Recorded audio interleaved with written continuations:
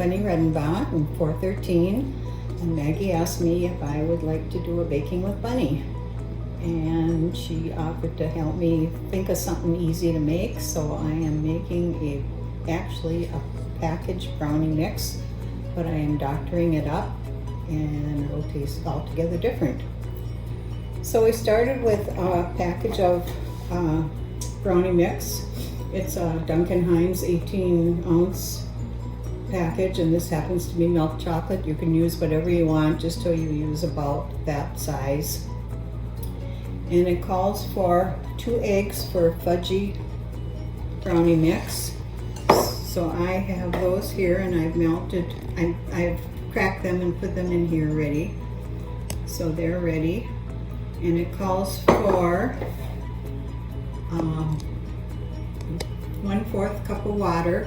So instead of putting water in, I made a cup of coffee, and this happens to be a buttery caramel flavored coffee. So I'm changing the water to the coffee and putting that in. And it calls for 1/2 cup of oil, and I changed that to 1/2 cup of butter. So I'm putting that in.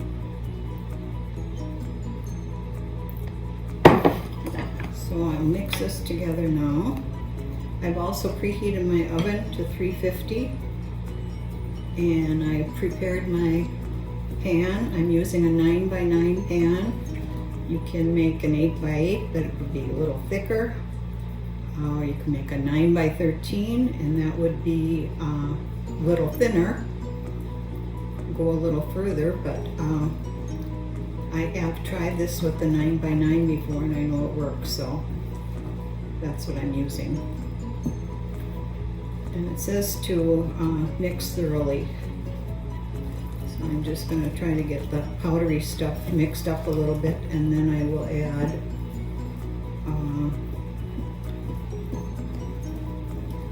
some extras to just give it a better flavor.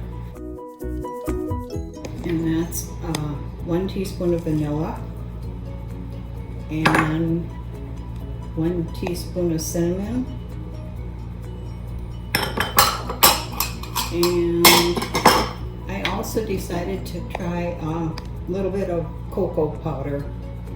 That would be like a baking powder, and I put almost 1/4 of a cup in.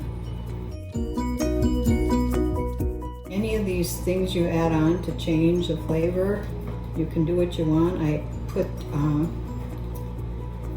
I made a list of some that you could use, but just use your imagination what you think you could. One thing I didn't put on there was peanut butter. You could put some peanut butter in, or maybe I did, but you could do that, and then you could put peanut butter chips inside.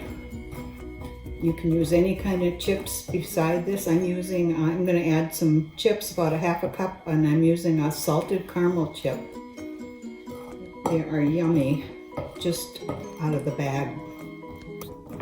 One thing about brownie mixes, you don't have to get your mixer out. You can just use a spoon.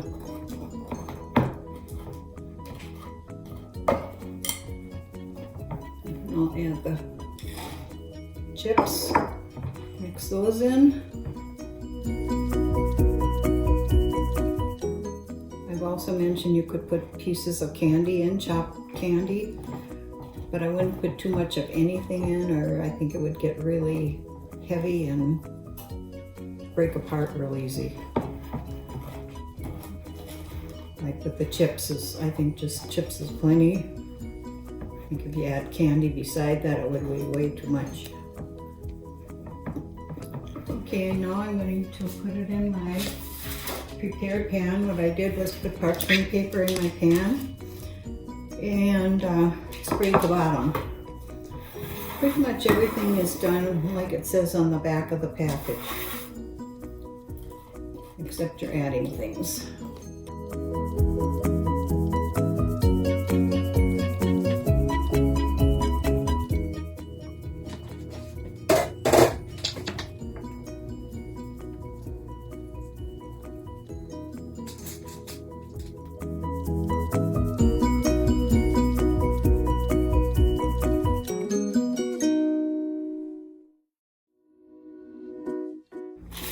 This will go into an oven, and it says for a 9x9 pan,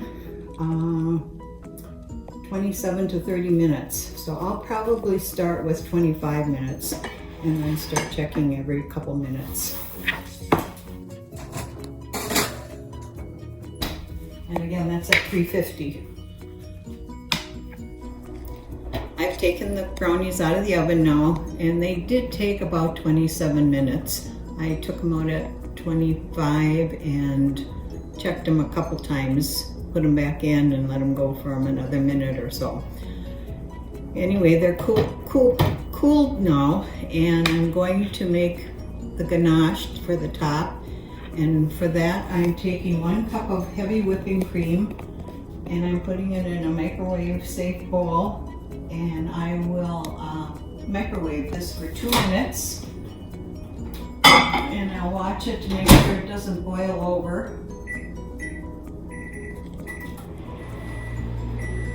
Okay, I'm taking it out of the oven now. I mean, out of the microwave, I'm sorry. And it's just, you know, you could tell it just started simmering. And so I'm going to pour these in. And this will just sit for 5 minutes. Okay, the 5 minutes are up that the chocolate chips sat in the cream. So now I am mixing this up to get the ganache. This makes quite a bit, so you might not want it all on there. You can also do just a powdered sugar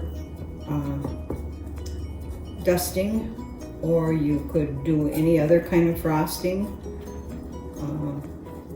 oil frosting, or whatever you want, even a can frosting if you really wanted, I guess. And I did it in a batter bowl, so it's easier to just pour on there because it will be thin at first.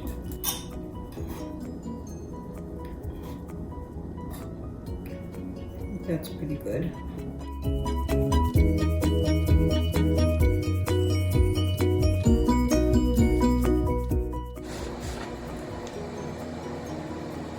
So I'll just pour some on there and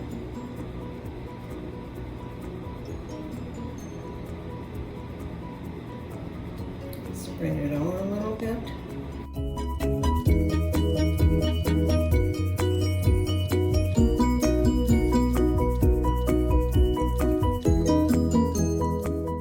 And then we'll just let this set up, and it'll harden enough just so we can cut it into bars. Okay, now it's all cooled, and I'm going to pull this out, hopefully, and set it down here so it'll be easier to cut. It still looks a little wet, but I think it's fine. And then we'll just cut it. I'm going to cut it in half. And then here.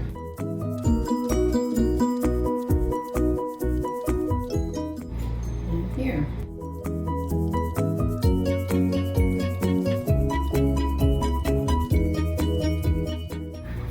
Same here. You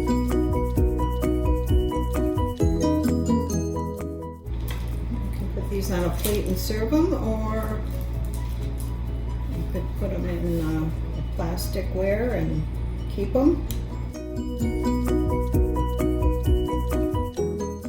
Take one out and let's see if it looks okay.